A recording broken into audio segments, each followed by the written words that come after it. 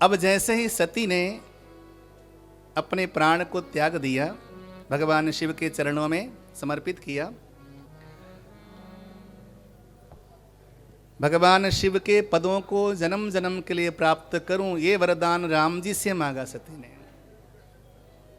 और अगला जन्म कहाँ हुआ? हिमालय के घर में। अगला जन्म कहाँ हुआ? हिमालय के घर में। पता है माँ ने हिमालय के घर को क्यों चुना? हिमालय यानी कि पत्थर, पहाड़। बोले जिनका दिल पत्थर का होता है ना, जिनका दिल पत्थर का होता है वो उस पत्थर से ज्यादा कठोर होते हैं। पहाड़ों का पत्थर तो सामान्य कठोर है, लेकिन जिनका दिल कठोर है उसके आगे पत्थर भी फेल हो जाता है। इसलिए माँ ने कहा कि ऐसे शुष्क हृदय वाले लोग, जिनके हृदय में भगवान से द्वेष है, जो परमात्मा से द्वेष करते हैं, ऐसे शुष्क दिल वाले लोग, ऐसे लोगों के यहाँ रहने की अपेक्षा तुम्हें उन पत्थरों के बीच में जाकर के पैदा होंगी। इसलिए माँ पार्वती कहलाई, पर्वत से पैदा हुई। मैना के गर्भ से देवर्षि नारद जी आए भविष्यवाणी करने के लिए। हिमाचल मैना ने कहा हमारी पुत्री का भविष्यवाणी कर दीजिए।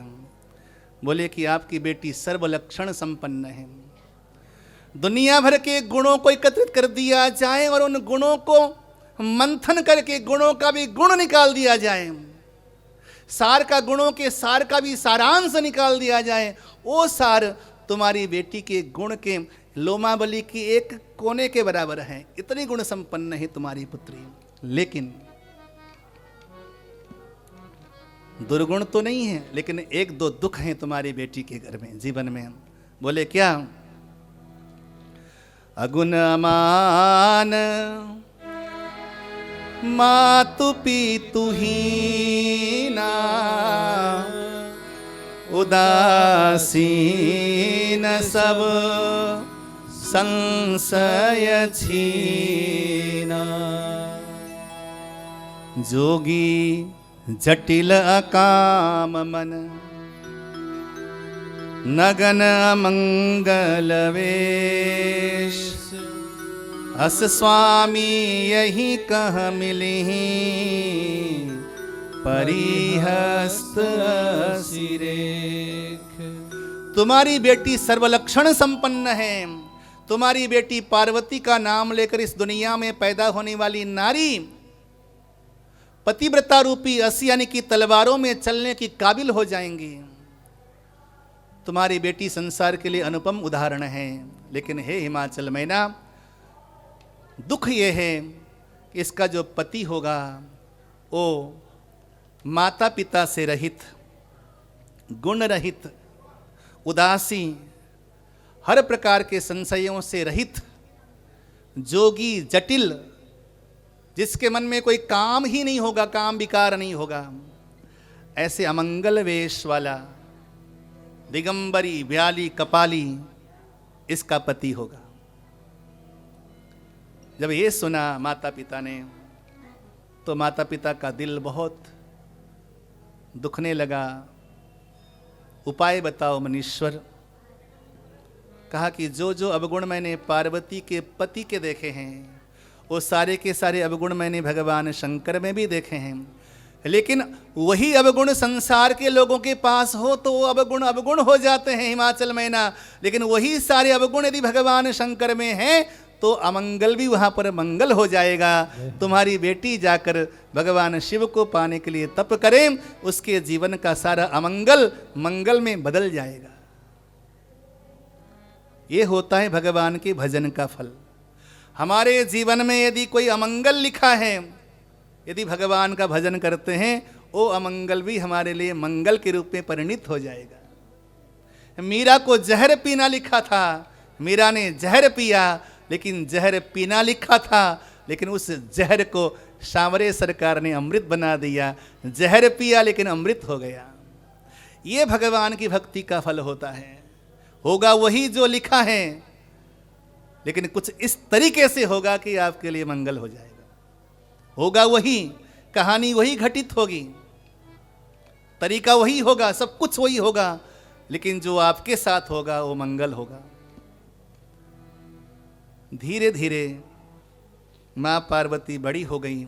एक दिन माता पिता से कहने लगी, मुझे सपने में एक विप्रदेव ने आकर बोला है कि तप करो, मैं शिव को प्राप्त करने के लिए तप करना चाहती हूँ। नारद जी के वचन के अनुसार हिमाचल मैना ने पुत्री को आज्ञा दी और माँ पार्वती तप करने के लिए निकल पड़ी। इसमें लिखा है, अपने शिव जी के चरणों को हृदय में रखकर माँ पार्वती ने संबत सहस मूल फल खाए। 1000 वर्षों तक केवल कंद मूल फल खाकर माँ पार्वती ने तप किया। लोग कहते हैं कि ये व्रत करना जरूरी है। मैं बताऊंगा भी इसमें व्रत की आवश्यकता क्यों है। बहुत जरूरी है व्रत करना, बहुत जरूरी है। ये जो हमारे यहाँ कभी एकादशी, कभी पूर्णिमाएं, जो छोटे छोटे व्रत हम करते हैं ना, ये साधना है, साधना। शनि शनि साधना में चढ़ने का एक मार्ग है, माध्यम है। अवसर आएगा बताऊंगा। माँ ने 1000 वर्षों तक केवल कंद मूल फल खाए और केवल साग पत्ते खाकर 100 वर्ष गंवा दिया माँ ने। 11000 वर्ष हो गए। कुछ दिन भोजन करती और कुछ दिन तक लगातार वायु पीकर भजन करती और कुछ समय तक 3000 वर्षों तक माँ ने केवल बेलपत्र खाकर भजन किया। 3000 वर्षों तक। कितने हो गए? 14000 वर्ष।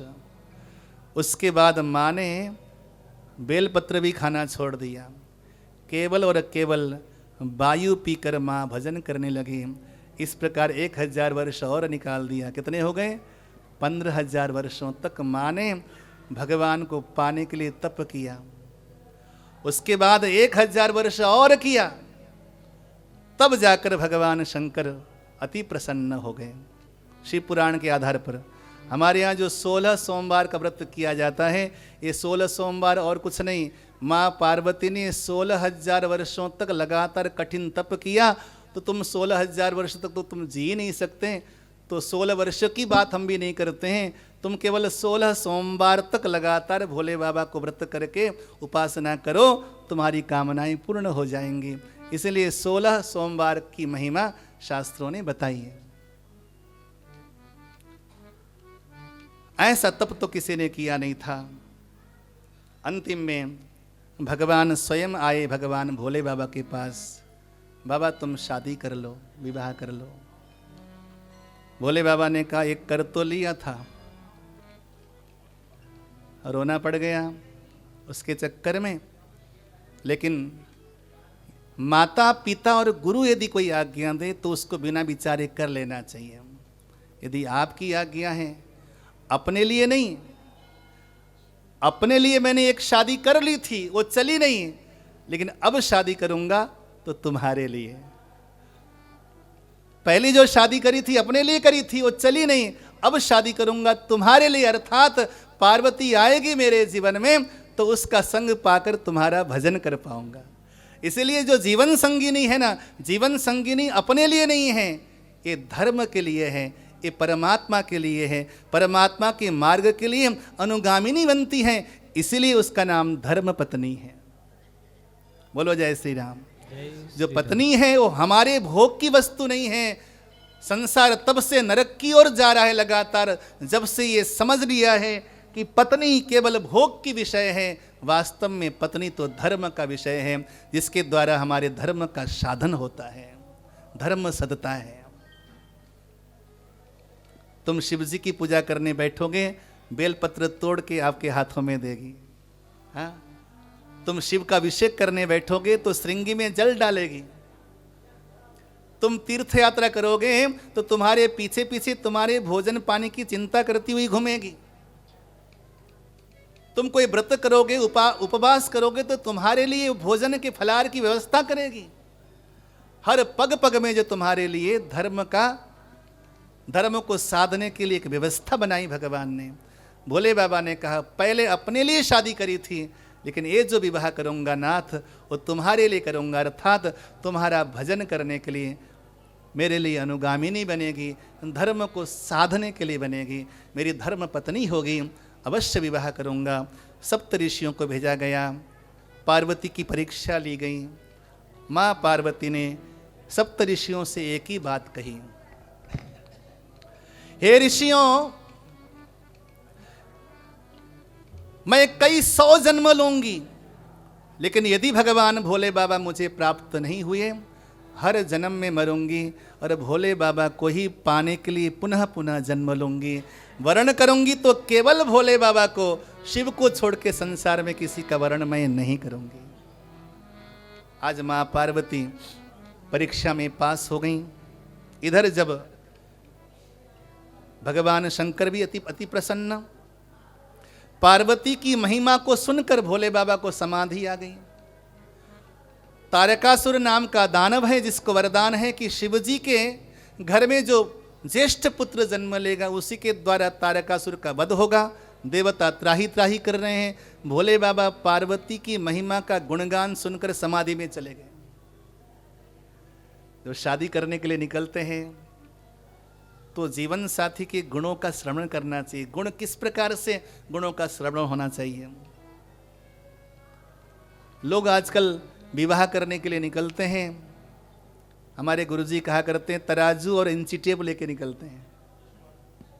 कितने किलो की हैं? तुम शादी करने निकले हो कि मांस खरीदने निकले हो? कितने इंच की हैं बताइए। क्या ये मापक होना चाहिए?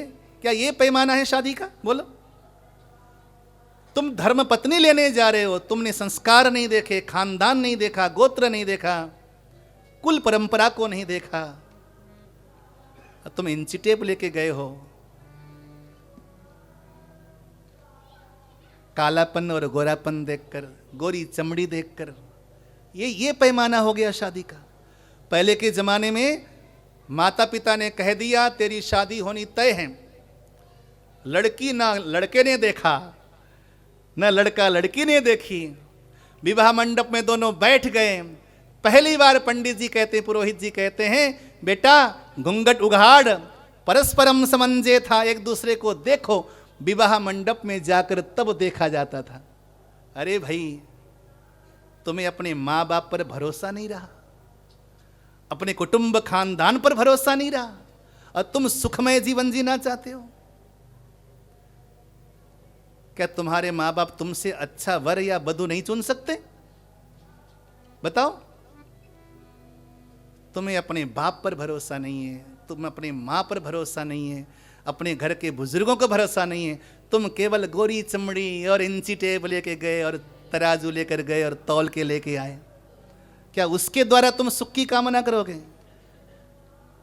याद रखो, जब भी जीवन साथी का चयन करो, व्यास मंच कहता है अपने माँ बाप को आगे कर दो। पिताजी, जो आपको ठीक लगे, जिस पर आप उंगली रखेंगे उसी को हम स्वीकार करेंगे।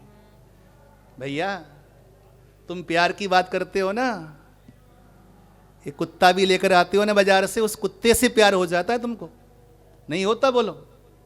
हाँ, मुंडी हिला दो। बिस्तर में सुलाते हैं लोग बगैर प्यार के। लोग बाजार से कुत्ता लेकर आते हैं, कुत्ते से प्यार हो जाता है। क्या इंसान से प्यार नहीं होगा तुम्हें? यदि तुम कुत्ते से प्यार कर तो सकते हो, इंसान से प्यार नहीं कर सकते, तो तुम प्यार के काबिल हो भी नहीं, तुम्हें किसी का प्यार मिल भी नहीं सकता। एक बार दोनों बाजू उठा के बोल भैया, जय जय सिया राम, जय जय श्री। इसलिए भरोसा करो अपने माँ बाप पर, जो चुन के देंगे हमें स्वीकार है। ये जीवन पिता ने दिया, ये जीवन माँ ने दिया, तो जीवन साथी भी उन्हीं को ढूंढने दो। ठीक है, आधुनिक परिप्रेक्ष्य में कई बार बच्चे समान अध्ययन करते हैं, अपने अनुकूल जीवन साथी चुनते हैं, मैं उसको गलत भी नहीं कहूँगा। हमारी संस्कृति तो स्वयंवर की संस्कृति है, जहाँ पर वधू स्वयं वरमाला पहनाती थी। वधू जाकर अपने लिए जीवन साथी चुनती थी। स्वयंवर की संस्कृति है हमारी, जबरदस्ती की संस्कृति नहीं है। बच्चों से पूछना भी चाहिए, लेकिन इतना अधिकार तो माँ बाप को दे दो।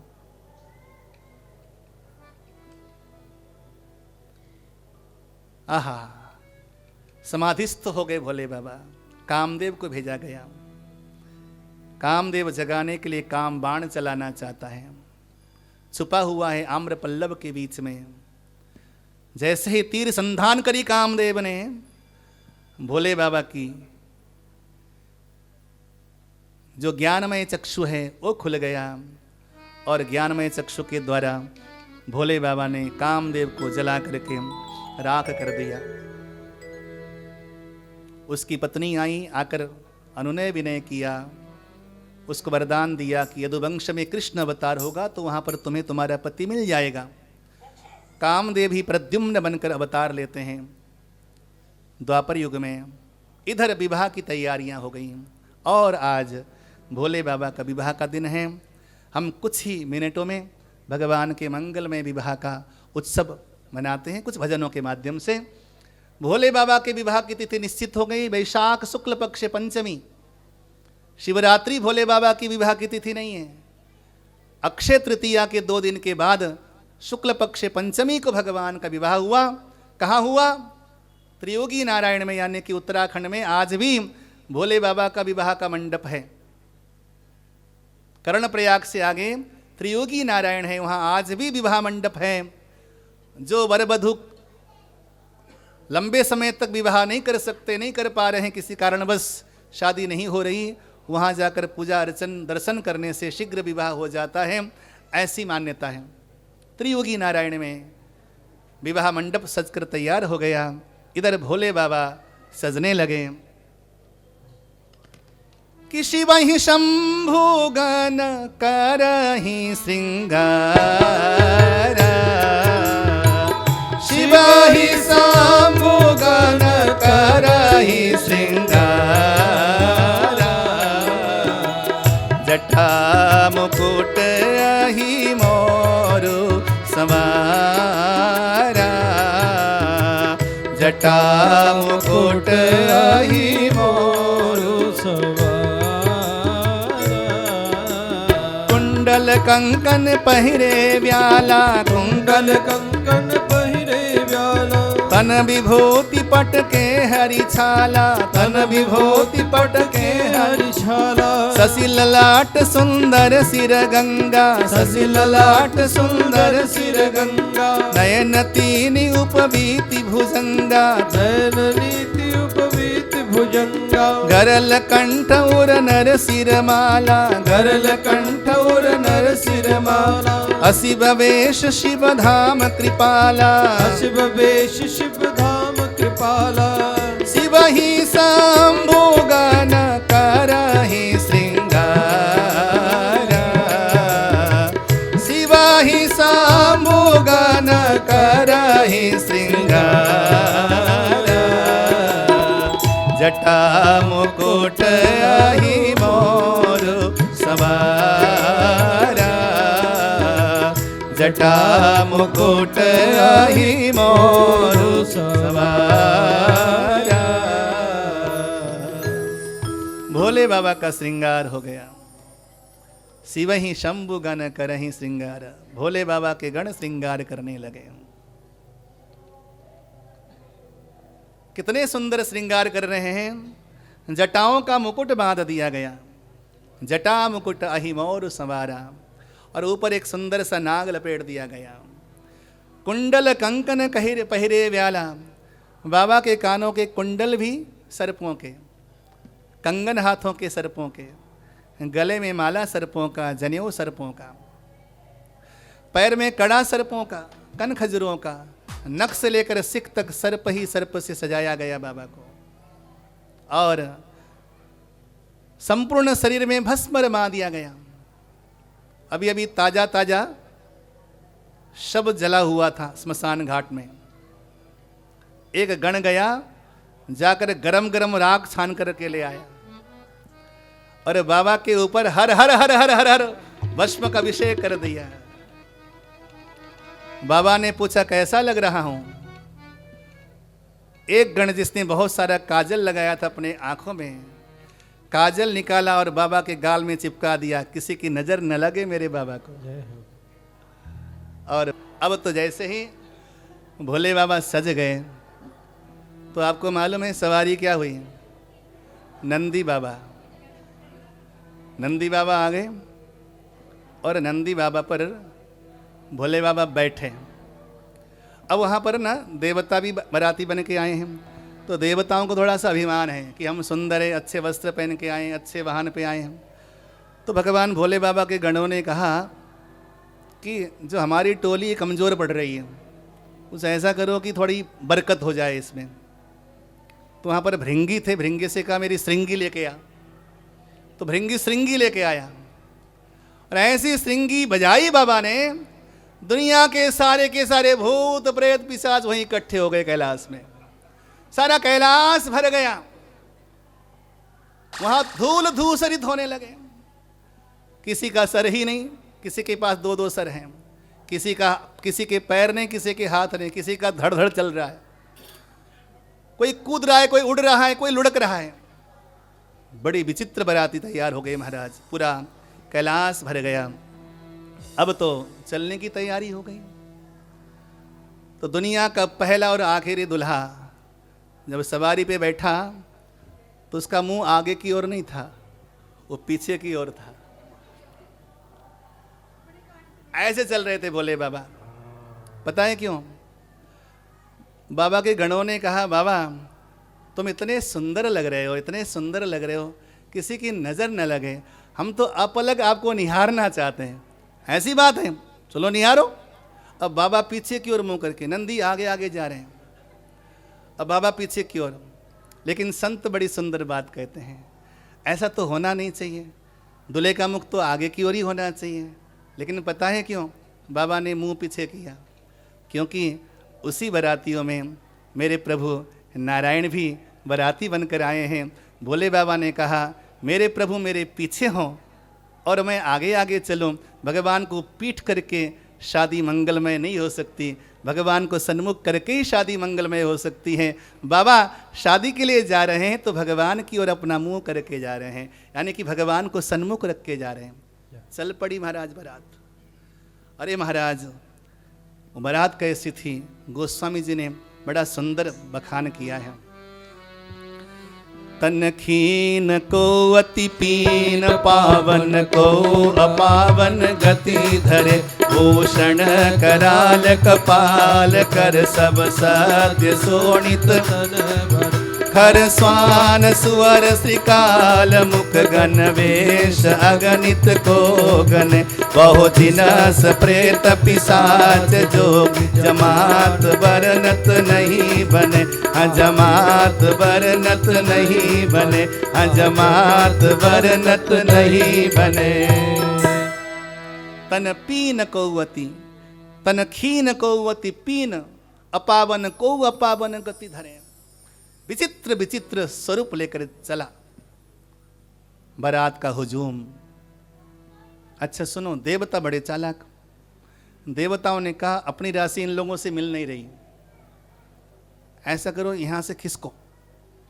बड़े स्वार्थी देवता पहले पहले पहुंचे हिमाचल में, और यहां तो देखो जिनको अपने भगवान से प्यार है ना, वो नहीं देख रहे हैं घड़ी कि कब हम चले, कब पहुंचना है। दुनिया में एक ऐसा काम होता है जो घड़ी देख के नहीं होता। कौन सा बोलो? प्यार। प्यार करने की कोई घड़ी नहीं होती है। जो भगवान से प्यार करें वो घड़ी देखें कि 8 बज गए। बोलो जय श्री राम। जय श्री राम। अब भोले बाबा वैसे आज पधारे हैं आनंद में, और घड़ी देखें कि 8 बजने वाले हैं, महाराज जी कब छुट्टी देंगे। भोले बाबा की बाराती बने हो। भगवान शंकर के गणों ने घड़ी नहीं देखी, लेकिन देवताओं ने घड़ी देखी, टाइम पे पहुंच जाते हैं। अच्छा वहाँ पे मैना जी थाली सजाकर तैयार हैं, आरती करेंगे। अच्छा जब वहाँ पे देवता पहुँचे सुंदर सुंदर बहानों में, तो जैसे ही वहाँ पहुँचे तो अब बारात आ गई है, आरती करनी है, आरती सजाओ। अच्छा सबसे पहले वहाँ पे ना दूल्हे को देखने की एक इच्छा जागृत होती, दूल्हे को पहले देख लें। तो कुछ गांव के बच्चे पहले गए कि कि दूल्हे को देख कर आते हैं। वो तो हुजूम आ रही, क्या वो पूरे भूत प्रेतों की पूरी टोली। अच्छा, वो बच्चे जो गए जाकर दूल्हे को देखा, उनकी हवा नीचे के नीचे ऊपर के ऊपर रुक गई। ये दूल्हा है, ये साक्षात यमराज आ रहा है। वहां से भागे भागे आए, अपनी अपनी माताओं के आंचल में छुप गए। छुप गए, माताओं ने पूछा क्या हुआ, तुम दूल्हा देखने गए थे? बोले माँ, जब तक वो दूल्हा हिमाचल से वापस लौट के न जाए, हमें अपनी आंचल से दूर मत करना। बोले ऐसा क्या है उस दूल्हे में? बोले दूल्हा है वो, साक्षात यमराज की फौज है। कैसा है दूल्हा? तो बच्चों ने बड़ा सुंदर बखान किया। तन छार ब्याल कपाल भूषण नगन जटिल भयंकर, संग भूत प्रेत पिशाच जोगिनी विकट मुख रजनीचर, जो जिया तरही भरात देखत पुण्य बढ़ते ही कर सही, देखई सोमा विबाहु घर घर, बात असिलरी कनी कहे, आह बात असिलरी कनी कहे, आह बात असिलरी कनी कहे। ऐसा भयंकर दूल्हा है माँ। तन छार ब्याल कपाल भूषण, मुर्दों की माला पहन के आया है। ऐसा कोई दूल्हा होता है? भभूति लमाया हुआ, लाल लाल आंखें, विशाल जटाएं, भयंकर स्वरूप। माँ एक बात कहूं? बोले क्या? उस दूल्हे को देखने के बाद कोई जिंदा बच गया तो समझ लेना उसके कोई पुण्य है, उसके पुण्य काम कर गए, नहीं तो जिंदा बचना मुश्किल है माँ। अब वहाँ सब कुतूहल सा हो गया, बच्चों ने ऐसा आके समझाया। उधर अब बारात की तैयारी, बारात की अगवानी की तैयारी है। परछनी कहते हैं उसे, गांव में दूल्हे का स्वागत परछनी कहते हैं। तो देवता आगे आगे जा रहे थे, उन्हें तो वहाँ पे गोलगप्पे और रबड़ी मलाई नजर आ रही थी। अब गए देवता, तो आरती करनी है। तो मैना ने कहा कि दूल्हा कौन होगा? सबसे पहले वहाँ पे इंद्र आए। इंद्र बड़े सुंदर, यही दूल्हा होगा, इसी की आरती, चलो आरती जला लो। तो आरती जलने लगी तो इंद्र ने कहा रुको मैया रुको। बोले क्या है? मैं दूल्हा नहीं हूँ। तो दूल्हा कौन है? इंद्र बोले दूल्हा पीछे आ रहा है। तो माताओं को लगा कि जिसके बाराती इतने सुंदर हो, वो दूल्हा कितना अद्भुत होगा। अब तो माताओं में कुतूहल और बढ़ गया कि बड़ा सुंदर दूल्हा होगा। अब जैसे इंद्र जी गए तो उसके बाद भगवान नारायण आए।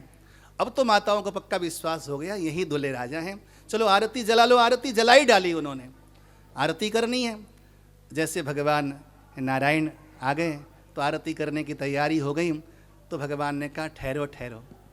बोले क्या आप दूल्हा हैं, आपकी आरती करनी है? तो नारायण ने कहा नहीं नहीं, दूल्हा पीछे आ रहे हैं। अब भगवान आगे खिसके तो भगवान ने मंद शब्द में कहा जो दूल्हे को देखोगे तो जान जाओगे कैसा है दूल्हा। अब भगवान तो कुतूहल शिरोमणि है, वहाँ से आगे खिसक गए। लेकिन हिमाचल की जो नारियां हैं उनके भीतर जो उत्साह थी, दूल्हे को देखने की आकांक्षा थी कि हमारी गौरा के दूल्हे कैसे होंगे। जैसे भगवान शंकर का पदार्पण हो गया, भगवान का विकराल रूप देखा। माँ मैना ने आरती की थाली वहीं पर गिर पड़ी और माँ मैना मूर्छित हो गई और सखियों ने उनको उठा लिया, भीतर लेके चली गई। अब भगवान भोले बाबा ने नंदी से कहा नंदी ये क्या हो गया? तो नंदी बाबा ने कहा लगता है बाबा सब जगह आरती करने की अलग अलग परंपराएं हैं तो यहाँ यही तरीका होती होगी आरती करने की कि आरती जलाओ और पटक डालो। कई जगह ऐसे घुमाते हैं, यहाँ पटकने का नियम होगा। तो बाबा कहा नहीं जा सकता। तो नंदी ने कहा तो चलें बाबा भीतर। तो शंकर ने कहा ऐसे कैसे, हम दूल्हे हैं तो बड़े आदर से जाएंगे, क्योंकि दूल्हे को बड़े प्यार से भीतर ले जाया जाता है। जब तक प्यार से हाथ पकड़ के भीतर नहीं ले जाएंगे हम कैसे जाएंगे, हम यहीं ठीक हैं। तो अब थोड़ी देर के बाद और नारद जी को गालियां देने लगी। अब तो अच्छा नारद जी भागे भागे फिर हैं कि कहीं पता चल जाए तो मुश्किल हो जाएगा। तो नारद जी को पकड़ लिया किसी ने, चलो सारा काम तुमने बिगाड़ा है तो तुम संभालो। नारद जी को पकड़ के ले आए। यहाँ पे मैना और हिमाचल को समझाया कि तुम्हारी पुत्री साक्षात जगदम्बा है। ये जो बाहर जो आया है ना, ये भूत बनकर, ये भूत नहीं, ये त्रिलोक निंद्य, दुनिया में इनसे कोई सुंदर हो भी नहीं सकता। सत्यम शिवम सुंदरम, यही तो है माँ। एक बार तुमने उसका सौंदर्य स्वरूप देख लिया ना, दीवानी हो जाओगी तुम। पहचानो, अपने पुण्य को पहचानो। तुमने पूर्व काल में तप किया था तो पार्वती तुम्हारे घर में बेटी बनकर आई हैं। आज अपने यश को पहचानो और विधिवत कन्यादान कर दो। नारद जी ने समझाया, ऋषियों ने समझाया तो मैया मान गई। अब इस बार भोले बाबा तैयार हैं। पहले तो विकराल रूप था, इस बार भोले बाबा ने अत्यंत सुंदर कोटि कोटि कोटि कोटि कंदर्प कामदेव को भी मथने वाली छवि लेकर भोले बाबा खड़े नंदी बाबा के ऊपर। आज चंद्रमा की चांदनी आज भोले बाबा की आरती कर रही है। आज द्वादश आदित्य भोले बाबा की आरती कर रहे हैं। आकाश में अनगिनत नक्षत्र भोले बाबा की आरती उतार रहे हैं। ऐसा दे दिव्यमान स्वरूप मेरे बाबा का। और माँ मैना जैसे आरती के लिए आई थाली सजाकर, इस बार बाबा की अत्यंत अद्भुत छटा को देखकर इस बार भी मोहित हो गई और थाली नीचे गिर पड़ी। माँ फिर से मूर्छित हो गई। अब भोले बाबा ने पूछा, नंदी ये क्या हुआ? नंदी बाबा ने कहा, बाबा तुम समझते तो हो नहीं, यहाँ की पद्धति यही है आरती की, अब तो समझ जाओ, दो बार हो गया, अब चलें भीतर। बाबा ने कहा, ऐसे कैसे, हम दूल्हे हैं, जब तक कोई हाथ पकड़ के नहीं ले जाएगा नहीं जाएगा। नंदी ने कहा, बाबा तुम अंदर जाओगे नहीं, कोई तुम्हें पकड़ने आएगा नहीं। तो अब तीसरी बार भगवान भोले बाबा सौम्य स्वरूप में विराजमान हैं। इस बार फिर से आरती सजी है। अब भगवान ने सौम्य स्वरूप धारण करके माँ मैना का स्वागत स्वीकार किया। माँ मैना ने आरती करी और बाबा को भीतर लेके चले। ले जाकर बाबा को वरासन में बिठाया गया और बहुत सुंदर ढंग से भगवान भोले बाबा ने पानी ग्रहण किया। हिमाचल मैना ने हाथ में गंगा जल लेकर शंख में जल रखकर माँ पार्वती का हाथ पकड़कर, समझो कि कितना भाग्य होगा उनका, जगदम्बा को आज जगदीश के हवाले कर रहे हैं। तो उन माता पिता के भाग्य को धन्य धन्य हैं। तो कि पानी ग्रहण जब की महेशा, पानी ग्रहण जब की महेशा, हर से तब सकल सुरेशा, हर से तब सकल सुरेशा, वेद मंत्र मुनिवर उच्चरहि, वेद मंत्र मुनिवर उच्चरहि, जय जय जय शंकर सुर करहि, जय जय जय शंकर सुर करहि। बोलिए गौरी शंकर भगवान की जय हो। पानी ग्रहण किया। मैं निवेदन करूंगा भगवान से, भगवान की झांकी से कि खड़े होकर परस्पर को जयमाला पहना दें, वेद मंत्रोच्चारण करते हुए। ओम भद्रं कर्णेभिः शृणुयाम देवा, भद्रं पश्येमाक्षभिर्यजत्राः, स्थिरैरङ्गैस्तुष्टुवागुंसस्तानोभिर्व्यासेमाहितं जलायुः, तदेव लग्नं सुदिनं तदेव, ताराबलं चन्द्रबलं तदेव, विद्याबलं दैवबलं तदेव, लक्ष्मीपते ते गृहं स्मरामि। गौरी शंकर भगवान की जय हो। एक भजन गाएंगे, ठीक है? चौथे काले, पहले बोल देते, चौथे काले।